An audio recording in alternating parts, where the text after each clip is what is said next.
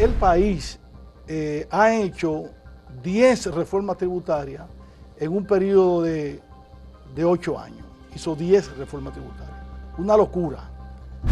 Periódicamente, las autoridades de la administración fiscal deben someter esos incentivos a un análisis costo-beneficio, que nosotros tenemos ya la capacidad para hacerlo aquí en el país.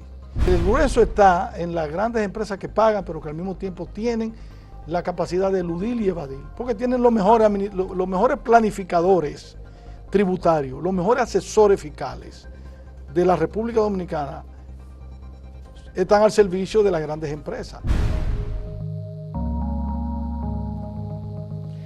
El país está convocado a realizar cambios sustanciales en la estructura económica, fundamentalmente de República Dominicana, porque hay aspectos que deben ser resueltos. Uno de ellos es el del déficit que hemos venido acumulando durante muchos años. Un déficit sobre aproximadamente un 4% del Producto Interno Bruto que se ha ido acumulando y sosteniendo, y es una verdadera restricción para la operatividad del gobierno.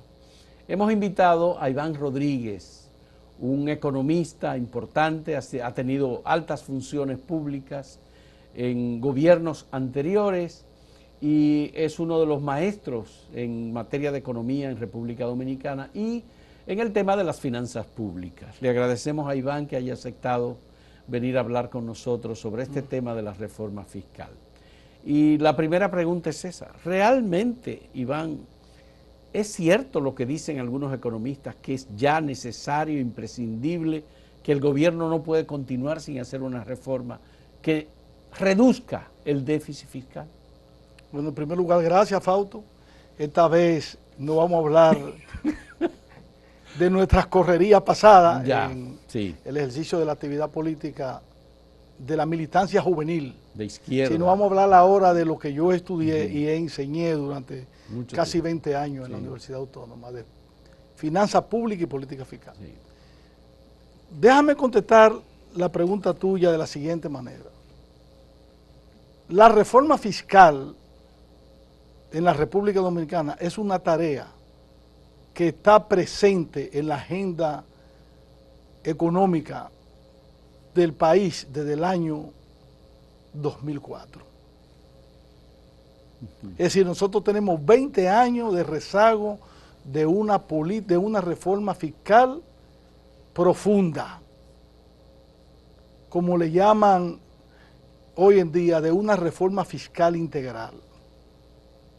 Tenemos un rezago de 20. En el periodo 2004-2012 se produjeron 9 reformas tributarias. Yo tuve la oportunidad... ¿O 9 reformas en la política tributaria? No, al Código Tributario. Al Código Tributario. Yo tuve la oportunidad de trabajar a la 9 porque en ese momento yo era asesor económico, tanto del Senado, en una primera etapa bajo la presidencia de Andrés Bautista, trabajé la reforma 2004-2006, y en la Cámara de Diputados bajo la rectoría de Alfredo Pacheco, y luego trabajé la reforma tributaria también con ambas cámaras, con Reinaldo Sánchez en el Senado y con Julio César Valentín, y luego en la Cámara de Diputados. Con Reinaldo Parete en el Senado. Y con Julio César Valentín y en la Cámara de Diputados. De manera que Pero era Reinaldo Parete el presidente del Senado. Sí. De manera que pude estudiar en toda su esencia, todo esos parches de reforma tributaria que se llevaron en ese periodo. Luego, a raíz del triunfo del presidente Danilo Medina en el 2012 se llevó la que para mí ha sido la más amplia de toda esa reforma tributaria, se llevó la más amplia reforma tributaria junto con el presupuesto general del Estado del año 2013. Que fue cuando se inició la aplicación del 4% del PIB al sector educativo por primera vez. Y toda esa reforma tributaria que yo he tenido la oportunidad de hacer ejercicio de sus impactos recaudatorios han sido muy tenues, no han sido significativos. Pero hay algunas de las reformas, por ejemplo, que se plantearon en la administración de Danilo Medina en su inicio, que finalmente no se aplicaron. No, bueno, sí, se suspendieron algunas de los ítems de esa reforma, como el impuesto de circulación. El impuesto de circulación, por ejemplo, lo recuerdo perfectamente. Y el tema el impuesto a los automóviles nuevos. Correcto, del 1%. Del 1%. Y el del medio ambiente, de gravar en función de el daño medioambiental. El cilindraje de los vehículos, sí, ciertamente. De manera que el país ha hecho 10 reformas tributarias en un periodo de 8 años. Hizo 10 reformas tributarias. Una locura. ¿Por qué? Porque nunca se abordó lo que debe abordarse en un sistema tributario. Y en el caso del sistema tributario dominicano, el problema, Fausto, no es su estructura en sí. Si tú buscas la composición tributaria de nuestro sistema fiscal por figuras, la República Dominicana tiene un sistema tributario, desde el punto de vista de su estructura impositiva, similar al de cualquier país desarrollado, de cualquier país de la OCDE. Por el lado de los impuestos directos, nosotros tenemos el impuesto sobre la renta, tanto a la persona física como a la persona jurídica, y tenemos el impuesto al patrimonio. Por el lado de los impuestos indirectos tenemos lo que en la mayoría de los países se llama IVA, que aquí por un problema que no vamos a explicar ahora, que sucedió en el año 2004, y que para que Jacobo Magluta se lo pudiera pasar a Jorge Blanco, hubo que cambiarle el apellido y ponerle ITEVI sin S, después vino ITEVI con S. ITEVIS. Y servicios. El impuesto al valor agregado y los demás impuestos al consumo, que son los impuestos selectivos al consumo. De manera que el sistema tributario de la República Dominicana tiene la figura tributaria que requiere un sistema tributario. ¿Y por qué no funciona eficientemente? Ahí está el pecado original de ese sistema tributario. Que ese impuesto, que es el que más aporta a la recaudación fiscal, el que se llama el ITEVI, tiene muchas distorsiones. La idea, el propósito de este impuesto en la región ha sido aumentar de manera significativa las recaudaciones tributarias, pero al mismo tiempo garantizar que su regresividad no afecte a los quintiles más pobres de la población. Esa fue la esencia con que surgió el ITEVI en el año 1984 y su lista de exenciones por el lado tanto de bienes como de servicios ha venido ampliándose desde la fecha en que fue aprobado. Entonces, hoy contamos con, para el presupuesto del año 2024, las exenciones solamente de ITEVI rondan los 181 mil millones de pesos. La del ITEVI nada más. La del ITEVI. La del ITEVI. Las exenciones. Exacto. Lo que se llama del ITEVI rondan 181 mil millones de pesos. La estimación para el presupuesto del 2024. Es decir, una base imponible que hay que estudiar. Una de las distorsiones que yo como economista siempre he visto en el ITEVI es el hecho de que en el ITEVI el fenómeno de la nomenclatura arancelaria, que es un sistema armonizado, no está funcionando como debe ser. Y por eso tú tienes la siguiente situación. Y yo he hecho ejercicio al respecto. Tú analizas los quintiles en que se divide la canasta familiar de la República Dominicana, y cuando tú enfocas el tema de cómo impacta desde el punto de vista de su progresividad o regresividad este impuesto, que se llama incidencia tributaria, los quintiles más altos, el 4 y el 5, se benefician más en el consumo de los bienes que están exentos que los quintiles más pobres. Ahí está la principal distorsión.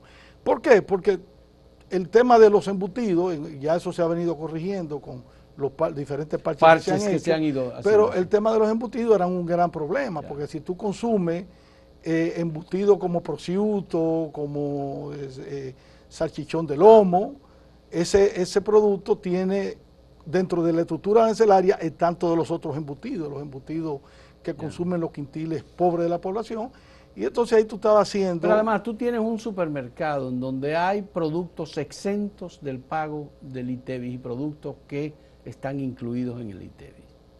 Eso te da un margen muy grande al negocio para evadir el impuesto. Precisamente, la gran evasión del ITEVIS, que hoy se calcula en alrededor de un 40-42%. Aproximadamente. O sea, hay un incumplimiento tributario, Fausto, sobre los 230.000 millones de pesos al día de hoy, estimado por mí al 2024.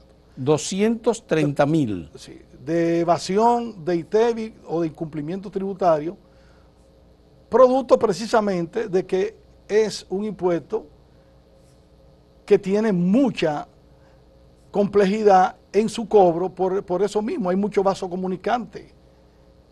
Fíjate que hubo una época en que las ferreterías, que los supermercados tenían en una época farmacias, ferretería y supermercado. Y hoy, entonces, hoy una farmacia no solamente te vende medicamentos, te vende muchos entonces productos. Eso es lo que contribuye a una evasión estimada por las administraciones tributarias pasadas, y creo que por esta misma, de más de un 40%. De más de un 40%. Lo cual ha bajado la productividad del ITEVIS a menos de un 25% al día de hoy. Bien, entonces, ¿qué es lo que hay que hacer desde tu punto de vista que no se ha hecho? Incluso en aquellas reformas que se hicieron hace 13, 14 años, en la que tú participaste, que tú dices que no se asumió la responsabilidad de hacer lo correcto para que el cobro de los impuestos pueda ser efectivo y no evadido. La base imponible. La base imponible del ITEVIS. Hay que revisarla. Ya. Y en el caso de los bienes, dejar 7, 8 productos que son fundamentalmente consumidos por los pobres. Carne de cerdo, de pollo, de res, huevos, sardina, tilapia, etcétera. Revisar los servicios que están exentos. Porque hoy están exentos los servicios de alquiler, los servicios financieros, servicios de transporte de carga, los leasing de la banca de inversión. Entonces hay que revisar esos servicios y reducirlos a servicios que sean fundamentales. Yo creo que el servicio de la salud y de la educación debiera estudiarse, porque está incluyendo la salud del sector privado, que cada día está más inasequible para los sectores de clase media. ¿Y el gobierno tendría políticas compensatorias en los casos? Tiene que buscarla porque uno de los objetivos de una reforma fiscal integral por el lado del gasto es garantizar que esos productos que van a ser grabados y que están exentos, el gobierno lo compense a través de su política de focalización, de su programa de protección social, que tiene bastante experiencia ya el Estado Dominicano en ese sentido, y es uno de los logros que se pueden exhibir de parte de los gobiernos, que tenemos un buen y con mucha experiencia, un buen programa de protección a sectores de bajos ingresos. Entonces, fortalecer esos sectores. ¿Tú crees que hemos avanzado lo suficiente por el lado del gasto o todavía? Todavía hace falta un esfuerzo mayor. Aquí siempre se ha discutido si nosotros gastamos mucho. Yo he dicho siempre, eso es como un axioma de mi concesión fiscal. El problema no es lo que se gasta, el problema es lo que se recauda. Si tú buscas el promedio de gasto de América Latina en los últimos 20 años, no es menos de un 22% del gasto público, incluyendo el pago de intereses de la deuda pública. En República Dominicana el gasto público, incluyendo intereses, debe andar por el 19%. Del no PIB. es del Producto Interno Bruto, que no es mucho. Ya, Está por, 19%. está eso por es. debajo del promedio de la región de América Latina en más de 4 puntos. ¿Cuál es el problema? El problema de la República Dominicana desde el año 90, que yo he venido estudiando ese tema, es que nosotros tenemos una presión fiscal que nunca llega al 15%. Puede llegar al 15 puntos. Cuando tú agregas ingresos fiscales que no son de carácter tributario, sube la presión fiscal a 15 puntos. Pero hay sectores que aparentemente pagan más del 15%. Siempre sí, siempre. Más siempre, que el 15%. Siempre, sectores. Por ejemplo, el sector financiero se entiende que paga un 21%. Pero la carga fiscal no se mide en función de lo que pague un sector y lo que pague otro. Eso es un promedio aritmético que viene por una relación por cociente de cantidad de impuestos cobrado por el Estado, no importa quién lo pague, sino lo que recauda el Estado, dividido en el denominador Producto Interno Bruto. El resultado de esa presión, olvídate de que el sector financiero pague 35, de que el sector productivo pague 25 y de que el sector comercio pague 15 o pague 10. Okay. Es el promedio global, porque una reforma fiscal no es una reforma con el objetivo de favorecer a un determinado sector. Recuerda que pero en definitiva las reformas que se han hecho han favorecido sectores. Pero ese no es el objetivo. Como Zona Franca, como el turismo, que han sido sectores, en los combustibles, en la electricidad, que han sido sectores beneficiados con políticas públicas. Si tú te vas a un sistema tributario óptimo, que hay mucha literatura sobre ello, todo se fundamenta en principios de tributación, principio de suficiencia, la cantidad de recursos que realmente necesita el Estado para satisfacer las necesidades públicas, principio de equidad, que puede ser horizontal y vertical, pero que en esencia es un principio que se establece a partir de la capacidad de pago del contribuyente, y principio de eficiencia. Esos principios no están presentes. Y universalidad, porque en definitiva... pero yo me voy a quedar en los tres que miden la percusión del impuesto. De acuerdo. Si las reformas tributarias que se han hecho aquí no han tenido en consideración esos principios. ¿Por qué? Porque ha habido siempre una influencia significativa de los sectores poderosos. Cuando tú consensúas una reforma tributaria con los sectores que van a ser afectados o van a ser beneficiados de esa reforma fiscal, tú distorsionas la esencia, el espíritu de los principios de la tributación. Y ese ha sido el gran problema que han tenido los parches tributarios que se han hecho aquí. Pero por ejemplo, ¿cómo surgieron los impuestos a los combustibles? Pues yo estuve ahí, como decía Jimmy Sierra. Sí. O sea, yo estuve ahí, y el que hizo los cálculos, el que simuló los cálculos fui yo. A los impuestos, a los combustibles. A los combustibles. Con lo cual. Además, se especializaron incluso en el pago de la deuda externa. Exacto. Así fue. Ajá, ¿qué pasó? Con lo cual yo tenía cierta diferencia con la mayoría de los legisladores. Bueno, yo lo veía en ese momento desde el punto de vista político. Yo no lo puedo ver hoy desde el punto de vista político. Porque lo que yo decía era que son impuestos de cero evasión, son impuestos que se cobran fácil, no tienen mucha facilidad de recaudación. No tienen mucha burocracia. Y el tema era versus los ITEVI al azúcar, al café y al aceite. Esa era, pues fue la reforma tributaria del 2005, donde se aprobaron esos impuestos a los combustibles. Comenzando, no había comenzado el gobierno, despidiendo el gobierno de Joaquín Balaguer. No, esa reforma tributaria se hizo en el 2005. 2005, en julio del 2005. Julio del 2005. Sí. Y ahí los legisladores prefirieron cambiar ITEVIs con impuestos a los hidrocarburos, que yo le decía, aunque hoy esos impuestos han demostrado su eficiencia, pero políticamente yo decía, señores, nosotros le estamos poniendo demasiados recursos al gobierno del presidente Leonel Fernández con esos impuestos. Es preferible que nosotros no vayamos hacia gravar los impuestos al azúcar, al café, a los productos tradicionales Sí. y no grabar, no, pero se grabaron. Y ya eso es una realidad que nosotros no podemos quitar. Ya esos impuestos hay que mantenerlo ahí, porque han demostrado que son impuestos que se pueden amortiguar su costo, como lo ha venido haciendo el gobierno del presidente Abinader, es decir, congelándolo cuando hay que congelarlo, subsidiándolo cuando hay que subsidiarlo, pero definitivamente en finanzas públicas, en economía pública, en teoría de la economía pública, hay un elemento que tú tienes siempre que tomar en consideración, lo que se llama necesidades preferentes y necesidades indeseables.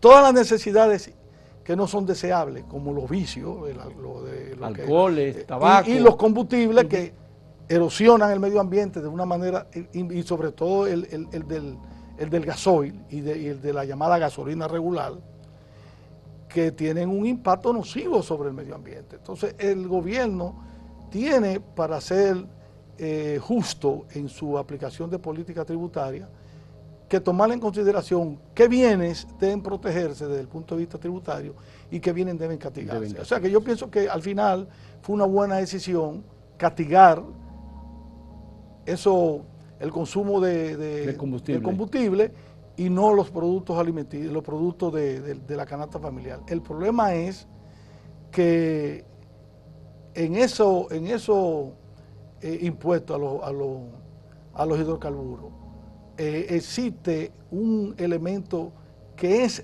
lo que debe preocuparle a cualquier gobierno, que es el reglamento que establece el precio de paridad de importación. Porque la gente cree que los combustibles aquí son costosos, son caros, por la composición tributaria. No, la composición tributaria no llega al 25%, al 20%. El problema es que el precio de paridad de importación es una variable que la componen como 7 u 8 variables más, donde el más significativo, aparte de la compra del barril bajo la famosa fórmula Plax, a partir de una revista que se publica todos los martes, y que ahí sale lo que cuesta el barril de petróleo. Sino los otros elementos constitutivos, como otros gastos administrativos, que cobra el Ministerio de Hidrocarburos, el margen para distribuidores. El margen para los distribuidores. Sí, claro. Si tú revisas por ahí, tú puedes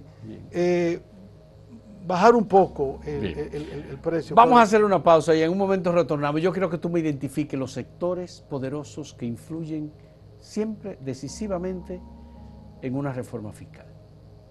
Volvemos en un momento.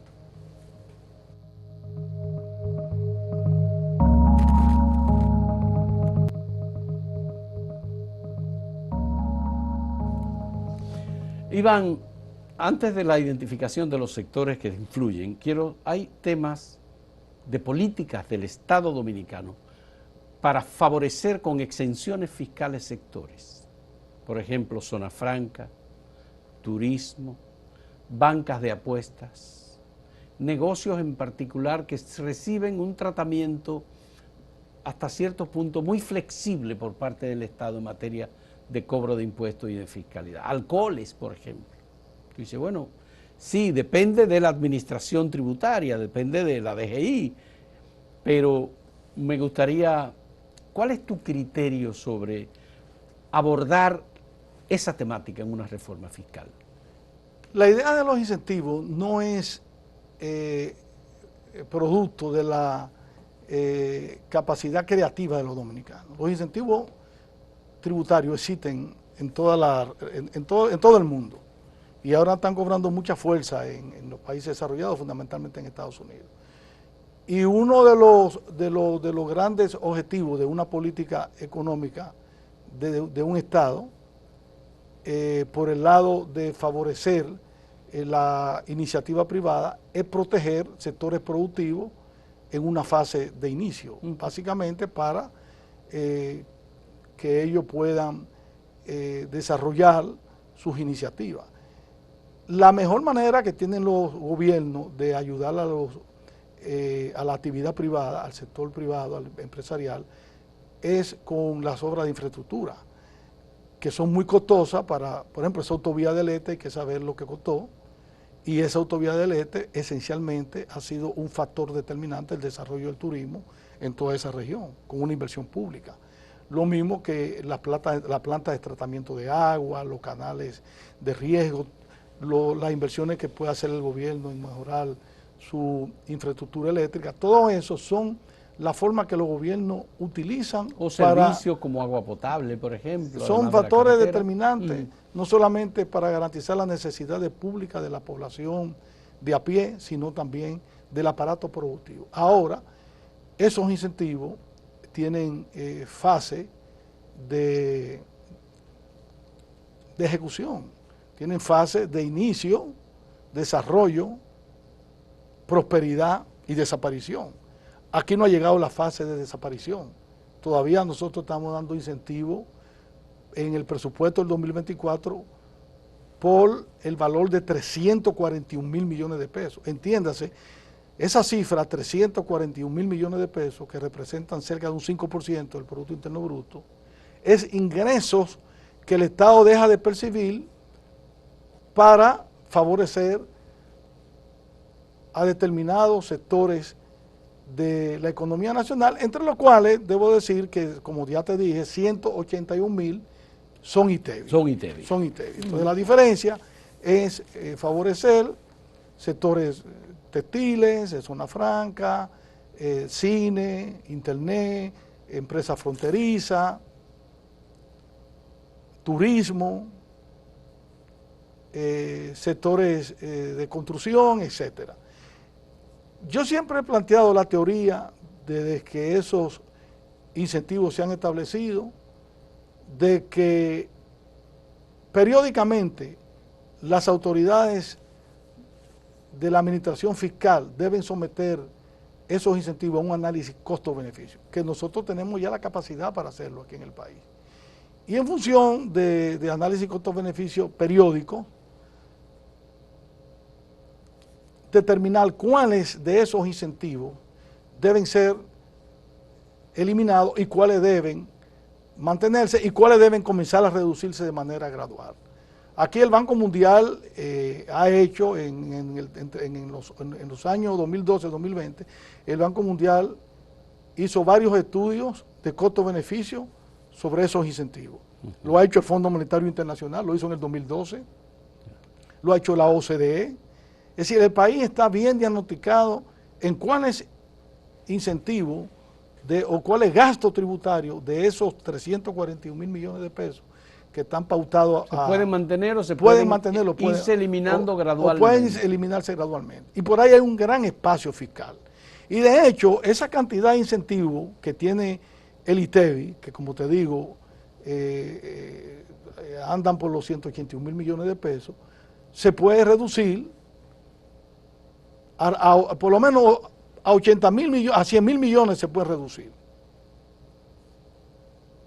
Con gradualidad en todos los casos. En algunos casos gradualidad y en otros de manera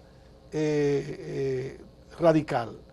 Y están los otros incentivos al sector productivo. Yo creo que lo de Zona Franca, por la misma situación. El empleo y la incidencia que tiene. Y que tienen impacto en materia de generación de empleo, de exportaciones, etc. El gobierno ahí debe ser cauto en ese sentido. Pero ya yo creo que lo del turismo, el turismo ha demostrado que tiene mucha capacidad de reinventarse y de aumentar sus niveles de rentabilidad y lo ha hecho bien. Y además no es mucho lo del turismo, pero lo que no es mucho para el turismo puede ser significativo para focalizar ayuda a sectores de bajos niveles de ingresos. Esta respuesta que me has dado me lleva a una pregunta que se me quedó, digamos, en la gatera en el inicio de la conversación. ¿Alguna posibilidad de gradualidad en materia de ITEVIs y en la incorporación de la base imponible para el ITEVIS, por ejemplo? Quizá la tasa, bajar la tasa de 18... Porque hay propuestas en ese sentido. Yo no la he visto. Yo sé lo que... Tiene una propuesta. Yo tengo la mía y la tengo escrita. ¿Y la tiene escrita? Sí, la tengo escrita. Yo la bajaría a 16% la tasa y ampliaría la base. Como te digo, dejaría 7 o 6 productos de la canasta básica, algunos servicios, algunos, y el resto para ITEVI, a pagar 16%. Y todo lo demás, 16%. 16%. Ninguna gradualidad en términos de sectores. No, 16%. Un ITEVI diferenciado en el turismo, por ejemplo, que era una idea que en algún momento se manejó. A mí no me gusta mucho la idea de los ITEVI diferenciados porque generan más distorsiones y pueden producir, lo hacen más complejo el sistema de cobro, pero al mismo tiempo facilitan que pueda haber evasión. Exacto, evasión. Evasión. Okay. Que yo te digo mis estimaciones para este año, si la evasión se mantiene estructuralmente en el ITEVI en alrededor de un 3.5% del Producto Interno Bruto. Estamos hablando de más de 230 mil millones que se dejan de percibir por evasión.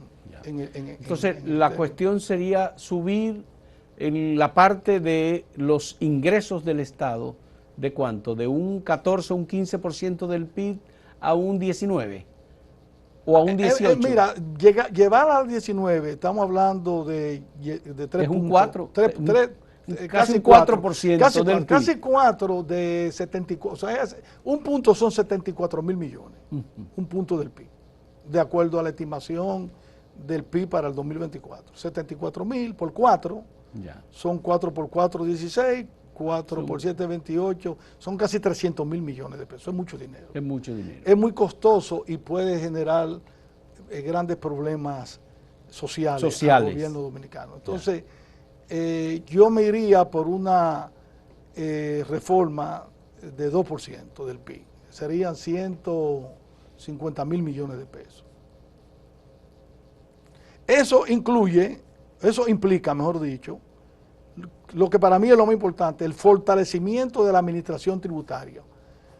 Fortalecer la capacidad de la administración tributaria para cobrar, para fiscalizar y para penalizar. Yo he estado viendo, como estudioso de los temas tributarios, literatura nueva. De hecho, he comprado recientemente nueva literatura sobre la importancia, el impacto que va a tener la inteligencia artificial en el combate al fraude tributario y en el combate a la evasión fiscal. Y en el fortalecimiento de la administración tributaria a través de la inteligencia artificial.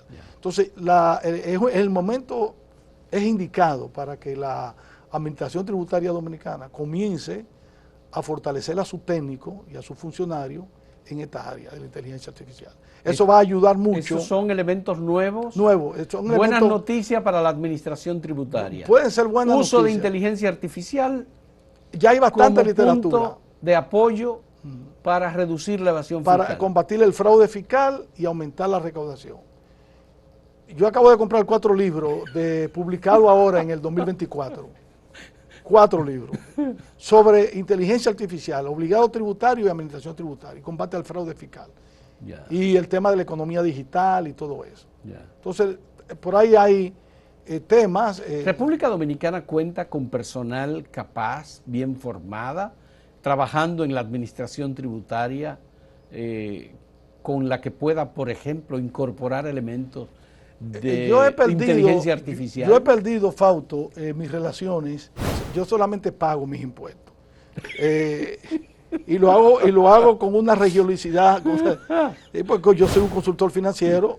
Y tú pagas impuestos. Y yo pago impuestos. Sí. Y pago mucho impuestos. Sí. Pero yo no tengo vínculo con la estructura técnica. No conoce la estructura. Pero la que yo conocí, si no lo han cancelado, ahí en la administración tributaria, hay técnicos que no salían de la OCDE, que manejaron bien el proyecto BEC. Incluso BEC. Muchos jóvenes incorporados con nuevas capacidades y nueva inteligencia que... Oye, yo lo veía en el BEP, allá en la OCDE, cuando yo iba en representación del Ministerio de Economía, trabajando uno de las creatividades más extraordinarias de la gestión de este mexicano, ahora no recuerdo el nombre, que presidió la OCDE. La OCDE, sí, ciertamente. Que era el proyecto de erosión de base imponible y generación de ingresos. Es decir, cómo atacar la evasión fiscal, cómo atacar el blanqueo de capitales y cómo aumentar la recaudación vía precio de transferencia de las grandes empresas. Bien. En los próximos 4 años se da por descontado que hay una voluntad política para hacer ese cambio, ¿verdad? No, yo creo que la voluntad política, el presidente ha mandado las señales desde antes de las elecciones de que estos cuatro años van a ser fundamentales para que el presidente selle su impronta. Porque estos 4 años pasados él hizo una buena gestión, pero con muchas limitaciones. Tenía la limitación que le produjo el COVID durante casi 2 años y con los impactos que tuvo este problema en los sectores generadores de ingresos, sobre todo en el turismo y en la misma economía local. Y luego, cuando comenzaba a recuperarse la economía, vino el tema de la cadena de suministro, el tema de la guerra de Ucrania.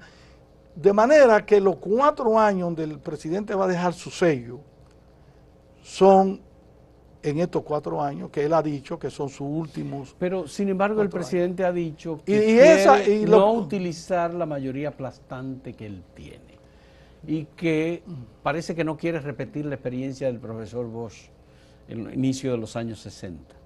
Y entonces dice, bueno, yo quiero el consenso y voy a buscar el consenso. ¿Los partidos de oposición estarán dispuestos a concederle al presidente el apoyo o el reconocimiento, no hacer nada en contra para que se pueda hacer una reforma fiscal que no genere un temor o una estampida Fausto, social? Oye esto, el gobierno del presidente Abinader tiene 8 ejes identificados para fortalecer la capacidad de la economía dominicana desde el punto de vista de su infraestructura. Sí. Es lo que los economistas llamamos inversión pública o gasto de capital. Sí. Es altamente y sorprendente el hecho de que de un 2.8, que es bajísimo, que venía gastando en los últimos 10 años el gobierno como porcentaje del PIB en inversión pública, para este 2024 se haya reducido a 2.1 del PIB. La inversión pública. La inversión pública. Ya. O sea, una economía que quiera crecer de manera sostenible, que quiera atacar significativamente los niveles de desigualdad y que quiera construir un país en la senda del desarrollo, necesariamente tiene que aumentar ese porcentaje del PIB. No a los niveles que la CEPAL hizo unos estudios creo que en el año 2008, en el año 2010, yo tengo el documento, donde ellos recomiendan que un país, si quiere desarrollarse en América Latina, desde el punto de vista de construir una infraestructura básica para el desarrollo económico, debe gastar el 6% del PIB. Nosotros vamos a gastar ahora el 2.1, pero por lo menos 3 o 3.5% del PIB debe el gobierno dejar, este gobierno del presidente Abinader, al final de su ejecutoria en el 2028, debe dejar la inversión pública en alrededor de 3 o 3.1% del PIB, que es bajo. Claro, una inversión pública que debe estar lo más protegida posible de los efectos nocivos de la corrupción, claro, de la dilapidación de los fondos públicos, porque hemos tenido momentos en la historia en que el Estado ha invertido, pero es una inversión que se queda atrapada.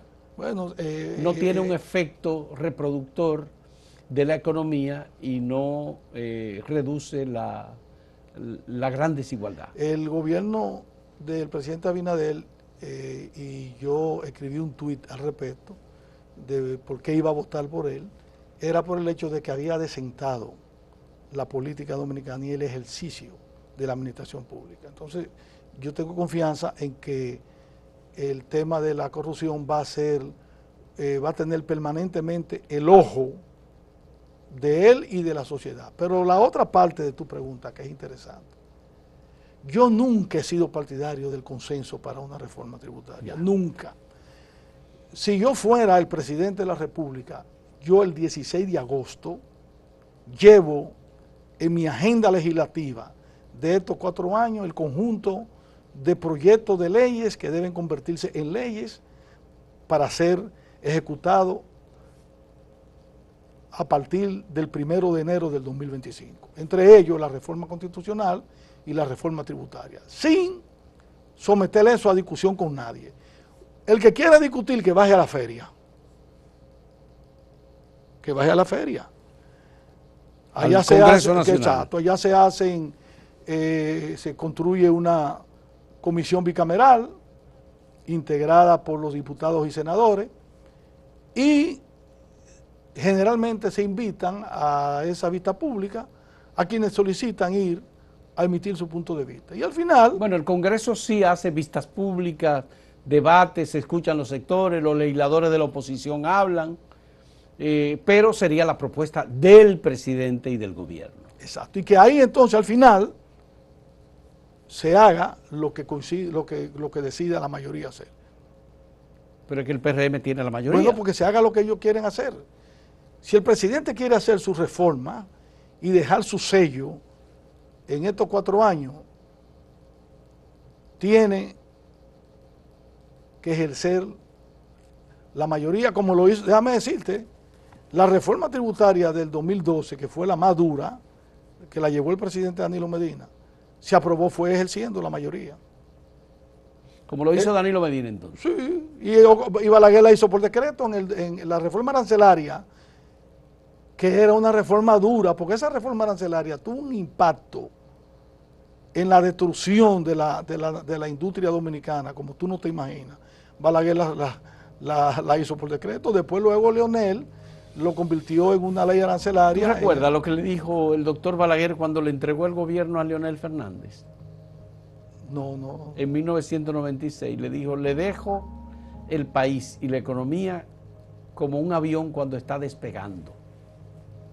El impacto de la reforma del 1991, que fueron esas reformas las que finalmente contribuyeron con la elevación de la economía dominicana. Bueno, le faltaron algunas, como la monetaria y financiera, que le tocó hacerla a Hipólito, bueno, esa le tocó a la de Hipólito, seguridad sí. social, que también le tocó a Hipólito. Sí. Y la arancelaria, Balaguer la dejó por decreto y luego se hizo la ley, pero la hizo por decreto. Yo no quiero que se hagan reformas por decreto, sino que se hagan con el espíritu legislador, porque el hecho generador de los impuestos es una ley. Y una ley solamente la puede aprobar el Poder Legislativo. Ya. Pero si tú te pones a estar buscando qué opina fulano, va a llegar un parche. Y ese parche va a tener el efecto... Pero ahí está el tema que tenemos pendiente, que lo hemos dejado para el final. Ya no va a ser entonces la cuestión de la presión de los partidos políticos y la movilización social, sino los sectores influyentes que tú me vas a ayudar a definir en el siguiente segmento. Volvemos en un momento en este diálogo con Iván Rodríguez, economista.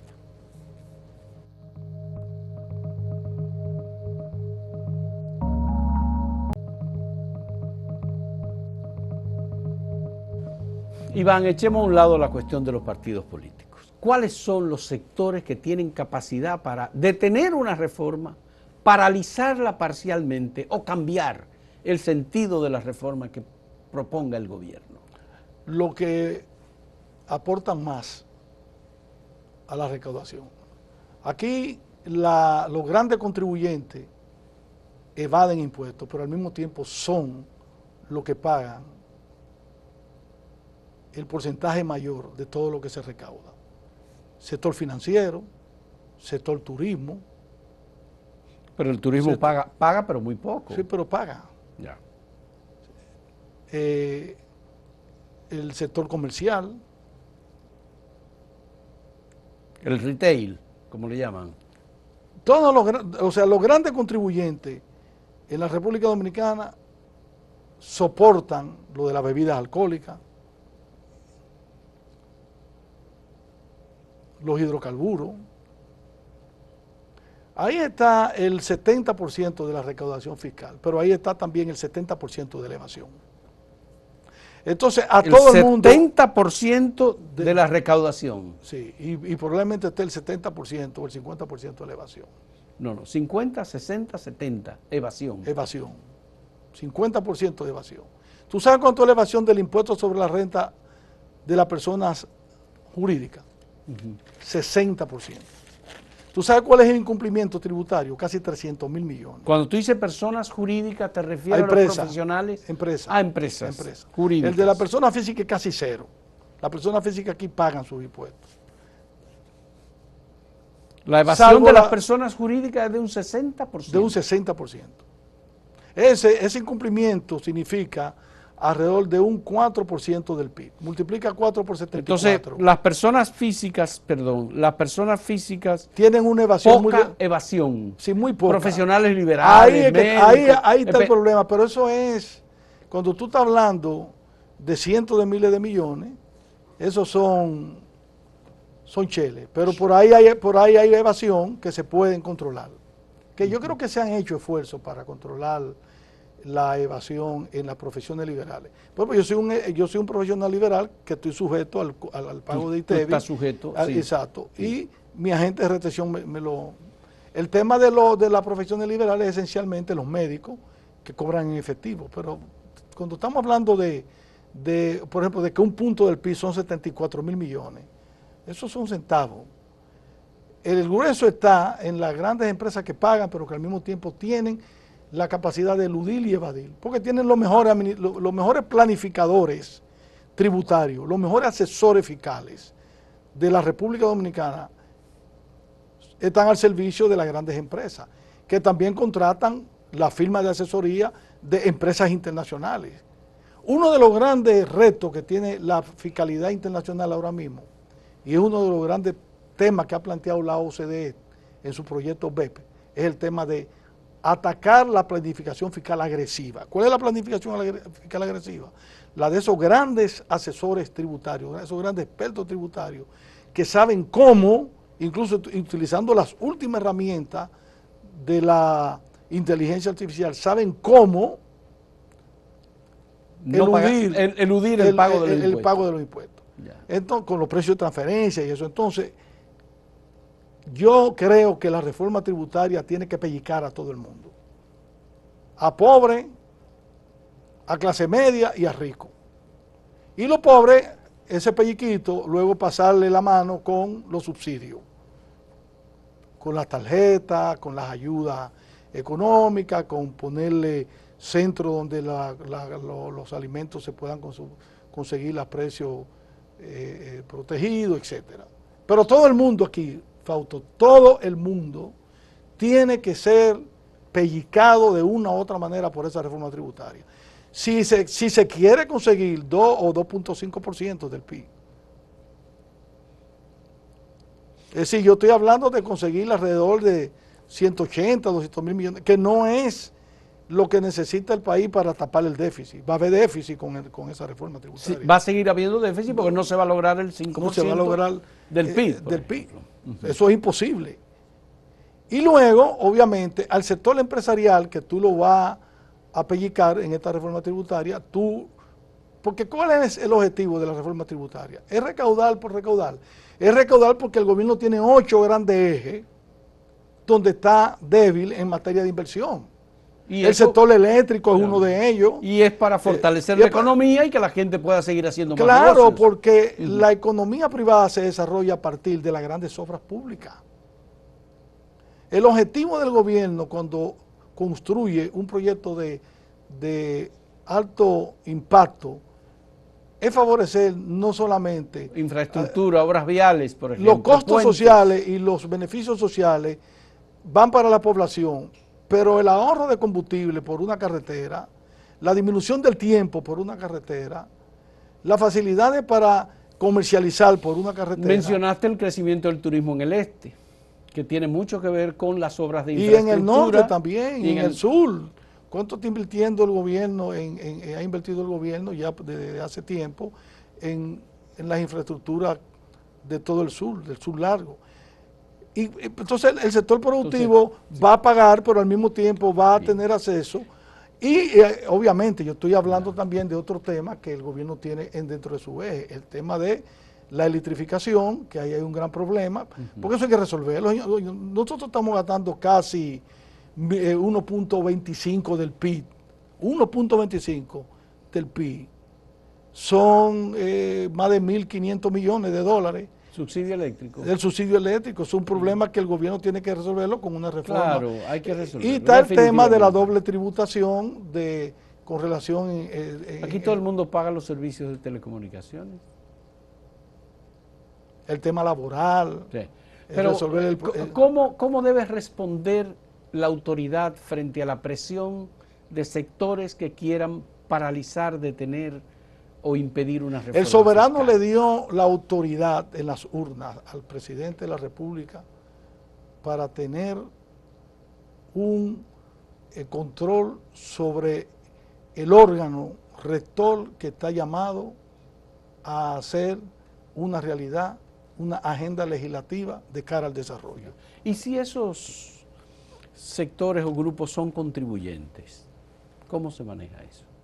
En una campaña electoral. Yo te dije, el sector contribuyente tiene que ser, los pobres... No me refiero contribuyente a la parte de impuestos, me estoy refiriendo que el país permite legalmente que haya gente que le done dinero a los partidos en la campaña. Mira, uno de los grandes éxitos que tiene la República Dominicana es su estabilidad política. Y ese sistema de partido político no se va a ver afectado.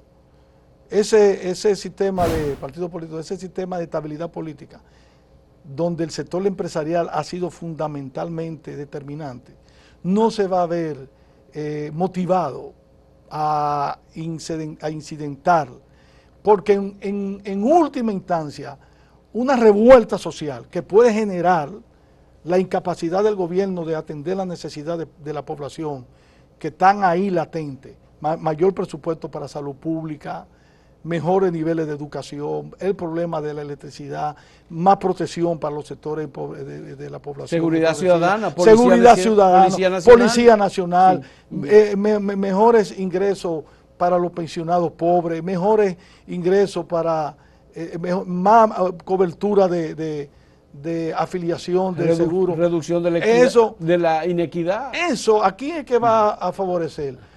Es al sector privado. ¿Por qué? Porque una revuelta, una poblada, a quien destruye es la base económica del país. Entonces, yo pienso que el sector empresarial es el que está más motivado a cumplir con sus obligaciones, a reducir su elusión, a reducir sus niveles de evasión y apoyar al presidente de la República. Porque en el fondo, tener un país montado en una senda de desarrollo, a quien favorece es al desarrollo de la economía productiva nacional, que es esencialmente privada. ¿Tú sabes cuánto es el consumo privado en la República Dominicana? Que es la esencia fundamental del crecimiento de la economía, un 80%.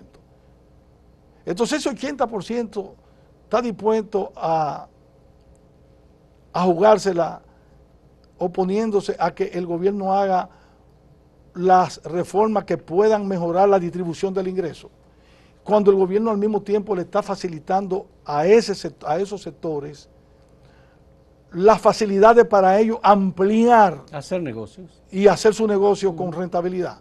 Sí. Pero el gobierno tiene la obligación de buscar la justicia social, el bien común, la reducción de la inequidad. Y todo eso... Porque esos son elementos fundamentales.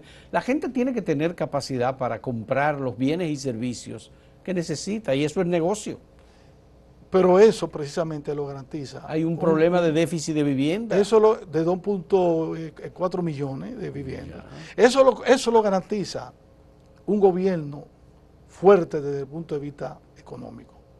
Y cuando digo fuerte desde el punto de vista económico, estoy diciendo un gobierno que tiene la capacidad de no caer en insolvencia por el tema de la deuda, que es bastante alta, que tiene capacidad para poder cumplir con su programa de inversión pública, y que tiene la capacidad para dotar al país de un nivel de institucionalidad que haga que el sector privado se sienta cómodo y feliz con con esa situación. Pero Entonces, yo el creo pago que, de los intereses de la deuda cada año se lleva cerca del 25% del presupuesto nacional.